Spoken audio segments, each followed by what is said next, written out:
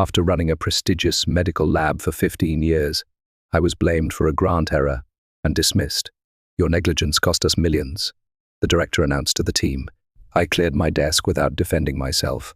The next day, I returned and paid them a final visit. This is utterly unacceptable. Eleanor, your negligence has cost us millions. Doctor.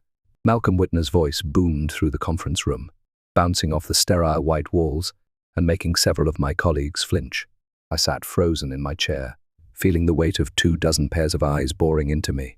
The quarterly staff meeting had transformed into my public execution. My name is Eleanor Hart, and after 15 years of dedicated service to Novamed Research Institute in Toledo, Ohio, I was being thrown under the bus without warning. At 54 years old, I had devoted my entire professional life to ensuring our lab maintained impeccable standards, every protocol followed to the letter, every compliance check performed with meticulous attention to detail, every new staff member trained with patience and precision. The National Institutes of Health Grant Committee has cited significant irregularities in compliance documentation as their reason for rescinding our funding, Malcolm continued, his thin lips barely containing his fury. $8,400,000 gone. His fist slammed against the polished conference table. I wanted to defend myself. The words formed in my throat, but died before reaching my lips. This wasn't about finding truth. This was about finding a scapegoat. The warning signs had been building since Meditech Solutions acquired our lab 6 months ago. Suddenly, quantity trumped quality. Deadlines became more important than data integrity, and the new wave of researchers brought in by corporate seemed to operate under different rules than the rest of us.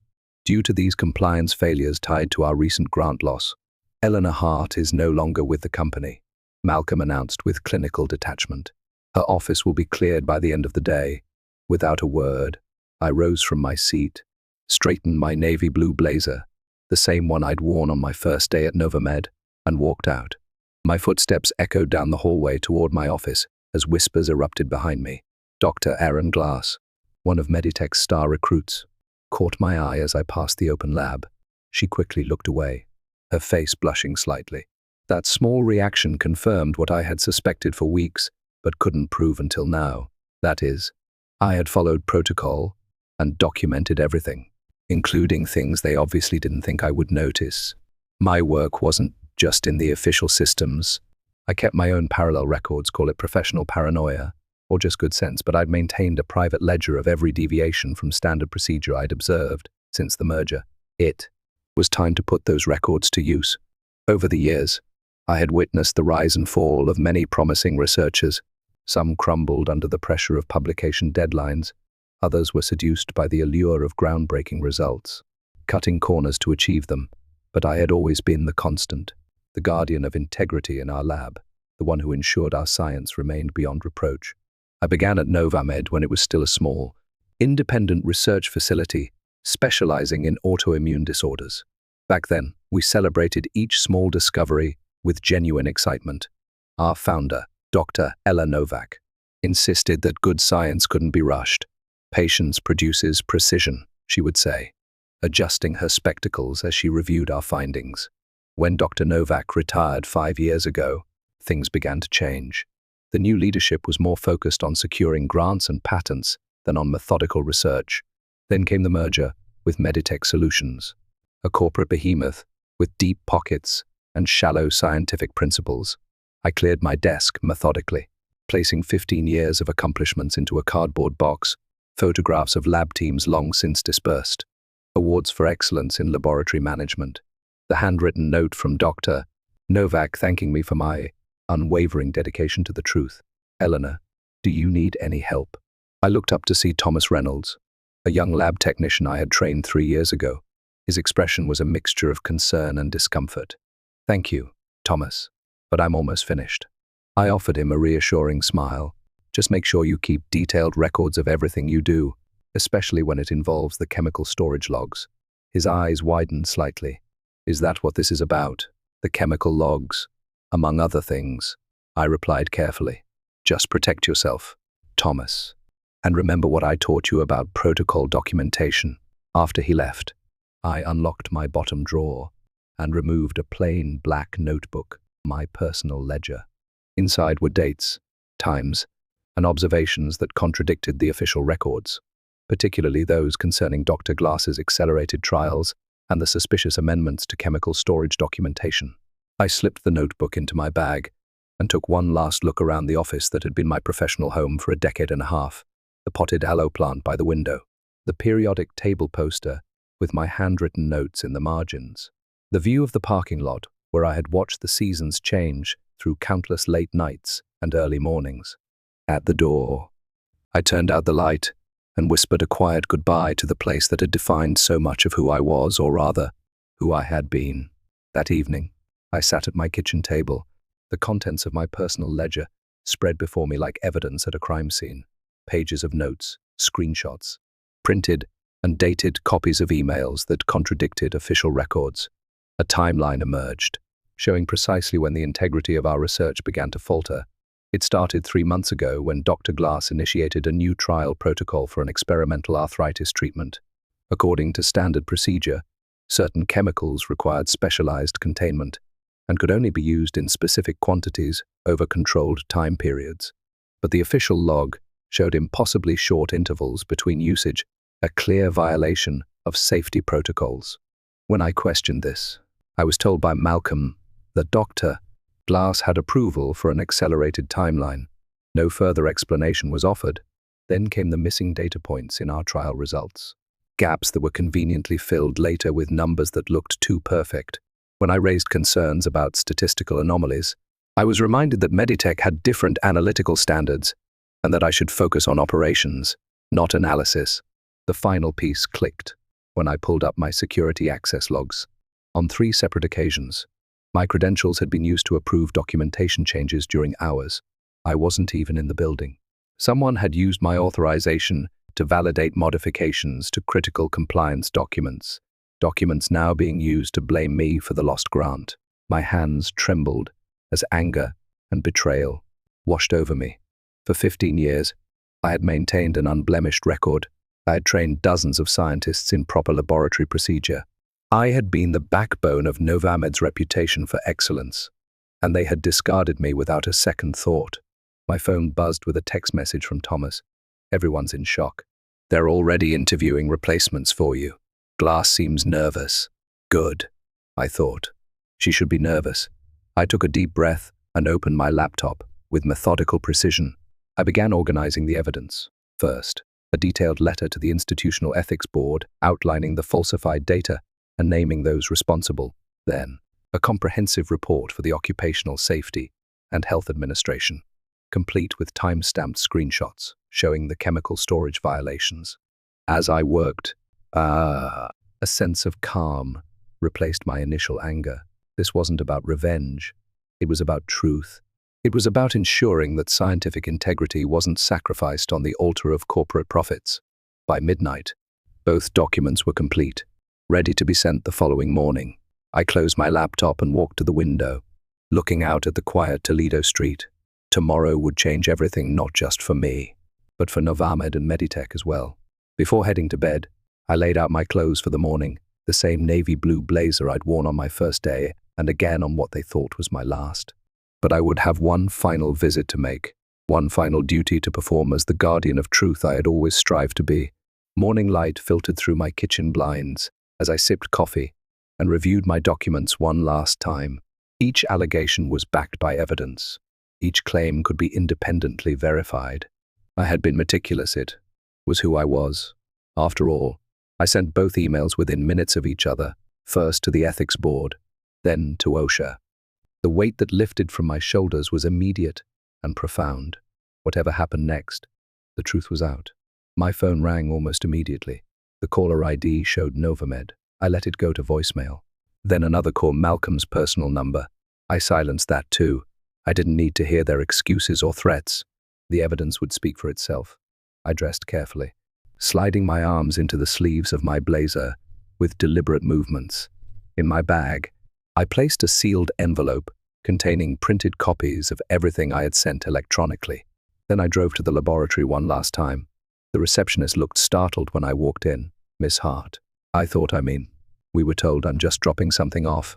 Diane, I said with a calm smile, handing her the sealed envelope. Please ensure this reaches the board of directors. It's important. As I turned to leave, I saw Dr. Glass hurrying down the hallway toward me, her face tight with concern. Eleanor, wait, she called out. I paused, allowing her to catch up. Up close, I could see the dark circles under her eyes, the strain etched into her features. Can we talk? She asked, her voice low and urgent. Privately. I don't think we have anything to discuss. Dr. Glass, I replied evenly. Please, she insisted, glancing nervously toward Malcolm's office. What happened yesterday, it wasn't right. I tried to speak up, but you chose to remain silent. I finished for her, just as you chose to falsify those chemical storage logs, just as you chose to use my credentials to approve documentation I never saw. Her face paled. How did you? 15 years. Dr. Glass. 15 years of watching people come and go. 15 years of knowing every system, every protocol, every audit trail in this laboratory. I kept my voice level, professional. Did you really think I wouldn't notice? It was Malcolm, she whispered, her eyes darting around to make sure no one was listening. He said we needed those results fast-tracked for the quarterly report to Meditech. He said you were being difficult, slowing everything down with unnecessary checks. Those unnecessary checks are what keep our research valid and our lab safe, I replied. But it doesn't matter now. The truth is already on its way to those who need to see it. The color drained from her face. What have you done? My job, I answered simply. The one I've always done, whether anyone appreciated it or not. I walked out of Novamed for the final time, my head held high. By noon, my phone was buzzing constantly with calls from numbers I didn't recognize. By 2, local news outlets were reporting that OSHA investigators had arrived at Novamed Research Institute for an unscheduled comprehensive inspection. By 4, I received an email from someone I hadn't heard from in years, Dr. Ella Novak herself. Eleanor, it read, I've been contacted by the ethics board regarding your report. I always knew you were the moral compass of my laboratory. Would you be willing to meet and discuss this further? There may be more that needs to be brought to light. I sat back in my chair, a small smile forming. Dr. Novak had been retired for years, but her name still carried significant weight in the scientific community. If she was getting involved, this was about to become much bigger than Malcolm or Meditech had anticipated. 2 days later, I sat across from Dr. Ella Novak at her modest home in the historic district of Toledo. At 78, she still possessed the sharp, analytical mind that had built Novamed from nothing. Her living room was lined with books and academic journals, and family photos competed for space with framed scientific awards. They've suspended all research activities pending investigation, she informed me, pouring tea into delicate cups. OSHA found exactly what you said they would, critical violations in chemical storage and handling. The ethics board is conducting their own inquiry into the data falsification. I nodded, warming my hands on the teacup. And Dr. Glass, placed on administrative leave, she's cooperating with investigators. Dr. Novak studied me carefully. But there's something else, isn't there? Something you haven't included in your reports. I hesitated. Dr. Novak had always been perceptive. The grant wasn't rescinded because of compliance issues, I admitted. At least, not the ones they blamed me for. Dr. Novak's eyebrows rose. Go on. 3 weeks ago, I discovered discrepancies in the preliminary trial data that Dr. Glass submitted for the NIH grant. The patient improvement rates were statistically improbable, too consistent, too perfect. When I checked the raw data against what was reported, I found alterations. I pulled a folder from my bag and slid it across the coffee table. The NIH didn't reject our grant because of administrative compliance issues. They rejected it because someone on their review committee spotted the same statistical anomalies I did. Dr. Novak opened the folder, her expression growing grave as she reviewed the contents. And Malcolm knew this. He had to. I sent him a detailed analysis 2 days before the grant was officially declined, I said, taking a sip of tea. When the rejection came through, he needed a scapegoat that wasn't Dr. Glass. She was his star researcher, his direct link to Meditech's approval. So he sacrificed you instead. Dr. Novak closed the folder with a decisive snap. After 15 years of exemplary service, corporate science, I said with a wry smile, Quite different from how we used to do things. Indeed, she set the folder aside and fixed me with an intense gaze.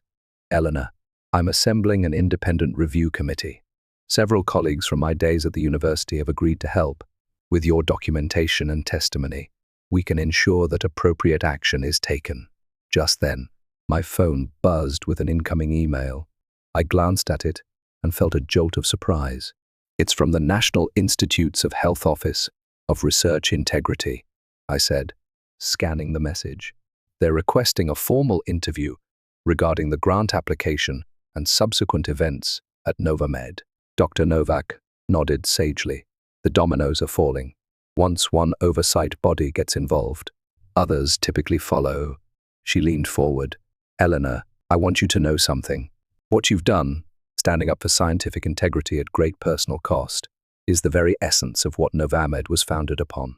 I'm deeply sorry that the institution I built failed you so profoundly. Her words touched me more than I expected. For the first time since this ordeal began, I felt tears threatening. Thank you. I managed composing myself. That means a great deal coming from you. As I drove home from Dr. Novak's house, my phone rang again. This time, it was a number I didn't recognize. I answered cautiously. Miss Hart, this is William Harrington from the University of Michigan Medical Research Division. Dr. Novak suggested I call you. We're looking for someone with your expertise to oversee laboratory compliance and ethics training for our staff. Would you be interested in discussing the position? A sense of vindication washed over me. This wasn't just about exposing wrongdoing. It was about finding my place in the scientific community again. Somewhere, my values would be respected. The University of Michigan interview went remarkably well. As I discussed my experience and philosophy regarding laboratory ethics, I could see the respect in the committee members' eyes. They weren't looking at me as a whistleblower or a troublemaker. They saw a professional with unwavering standards and the courage to uphold them. Your recommendation from Dr. Novak carries significant weight, said Dr. Harrington as he walked me out. But your handling of the Novamed situation demonstrates exactly the kind of ethical leadership we need.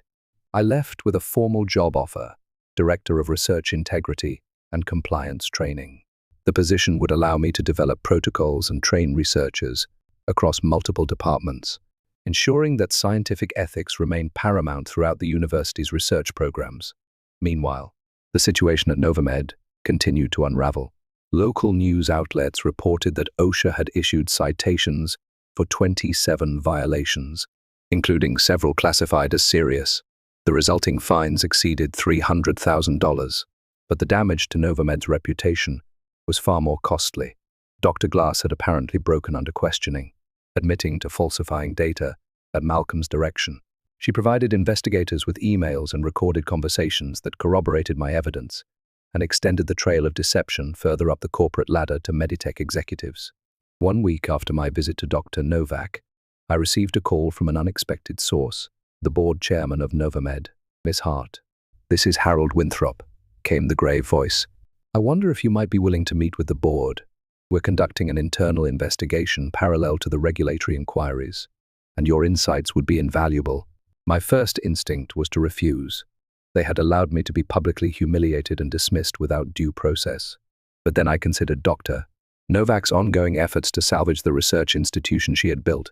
I'll meet with you, I agreed, but only with my legal representative present. 2 days later, I sat in the boardroom where, just weeks earlier, I had been publicly dismissed. Now the power dynamic was entirely different. The board members looked tired and worried. Malcolm's chair was conspicuously empty. Where is Dr. Whitner? I asked as the meeting began. Harold Winthrop cleared his throat. Dr. Whitner has been terminated, effective immediately. We've also severed several key relationships with Meditech Solutions and are in the process of restructuring our leadership. I nodded, maintaining a neutral expression, despite the satisfaction I felt. Miss Hart, Winthrop continued, we owe you a profound apology. The events that led to your dismissal were not only unjust, but potentially criminal. The board has authorized me to offer you full reinstatement with a substantial compensation package for damages to your reputation and career. My attorney and I exchanged glances. We had anticipated this. I appreciate the offer, I said carefully, but I've accepted a position elsewhere. However, I would be willing to consult during your transition period to help restore proper protocols and procedures. The relief on their faces was palpable.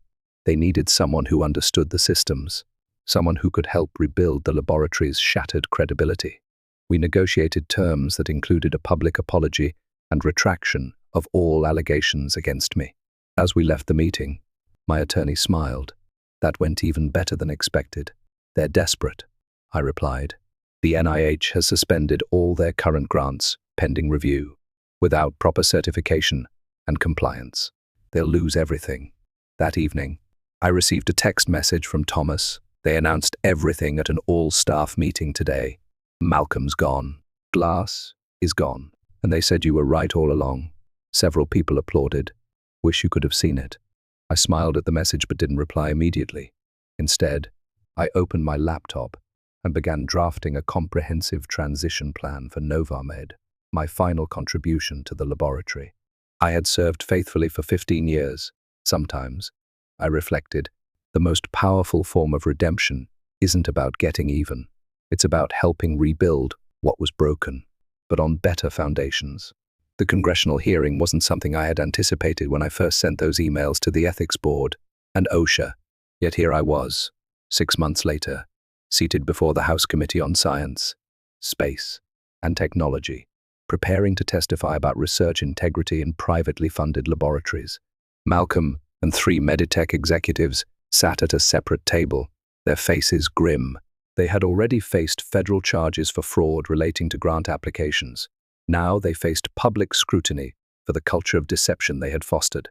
"Miss Hart," began Congresswoman Diaz, leading the questioning, "could you describe the events that led to your identification of these compliance violations?" For the next hour, I detailed everything: the pressure to produce results after the Meditech acquisition, the systematic dismantling of safety protocols, the falsification of data, and the attempt to use me as a scapegoat when the deception was discovered. "And in your professional opinion," asked another committee member, "how prevalent are these practices in the industry?" "More common than we'd like to admit," I answered honestly. "The pressure to secure funding and produce marketable results can override scientific integrity. That's why we need stronger whistleblower protections and more rigorous oversight." My testimony was broadcast on national news. Clips of my calm, detailed explanations contrasted sharply with Malcolm's defensive responses and the Meditech executives' evasions. Public opinion quickly solidified in favor of increased regulation for private research facilities. When I stepped down from the witness stand, Dr. Novak was waiting. She squeezed my hand and whispered, "You've done more than expose one lab's wrongdoing. You've sparked a national conversation about scientific ethics." As we exited the hearing room, reporters clamored for comments. I noticed Malcolm watching me from across the hallway, his expression a mixture of anger and defeat. Our eyes met briefly before he turned away. He had lost everything: his reputation, his career, and soon, his freedom. I had gained something far more valuable: vindication. 1 year after my dismissal from Novamed, I stood at a podium in the University of Michigan's largest lecture hall, addressing a packed audience of students, faculty, and visiting researchers. The topic of my presentation: ethical guardianship, maintaining integrity in scientific research. "The pressures you will face in your careers are real," I told them. "Funding constraints, publication demands, corporate interests. But the moment you compromise scientific integrity is the moment you stop being a scientist and become something else entirely, something far less valuable to humanity." From my position at the university, I had developed a comprehensive training program now being adopted by research institutions across the country. My experience had been transformed into a cautionary tale with practical applications. After the lecture, as attendees filed out, I noticed a familiar face approaching: Thomas Reynolds. My former lab technician greeted me with a broad smile. "That was inspiring. It's just Professor now," I corrected him gently. "How are things at Novamed?" "Completely different," he replied. "The new leadership team has implemented all the protocols you designed. We're smaller now, but the work feels honest again." We chatted about the changes. Novamed had survived, though diminished in size and scope. Meditech had paid hundreds of millions in fines and settlements. Malcolm and 2 Meditech executives had received federal prison sentences for fraud. As for Dr. Glass, she had avoided incarceration by cooperating fully with investigators, but her scientific career was effectively over. I've been offered a research position here at the university, Thomas mentioned hesitantly. I was hoping you might serve as my advisor. I smiled, remembering the young man who had stood by me when others turned away. I'd be honored, Thomas. Later that evening, I received an email notification from a scientific journal. My article on research ethics reform had been accepted for publication. The system was changing slowly, but surely, and I had played my part.